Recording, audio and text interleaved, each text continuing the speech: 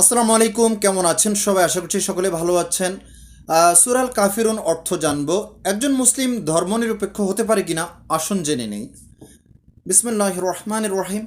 বল হে কাফিররা, তোমরা যার ইবাদত করো আমি তার ইবাদত করি না, এবং আমি যার ইবাদত করি তোমরা তার ইবাদতকারী নও।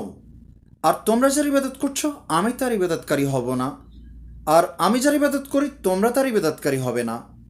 তোমাদের জন্য তোমাদের দিন, আর আমার জন্য আমার দিন। তো মহান আল্লাহ তাআলা নবী সাল্লাল্লাহু আলাইহি ওয়াসাল্লামকে দিয়ে কাফিরদেরকে এই কথাগুলো জানিয়ে দিয়েছেন, তাদের আর আমাদের মধ্যে পার্থক্য কী। এবং শেষ কথায় যেটা বলেছেন যে তোমাদের জন্য তোমাদের দিন আর আমার জন্য আমার দিন। তো একজন মুসলিমের যখনই ধর্মনিরপেক্ষ বলবে বা দাবি করবে, তখন অমুসলিমের দিন তার হয়ে যায়, তার দিন অমুসলিমের হয়ে যায়, কিন্তু অমুসলিম তো সেটা মানে না। তো একজন মুসলিম তখন কি আর মুসলিম থাকে না এরকম অবস্থায় গেলে।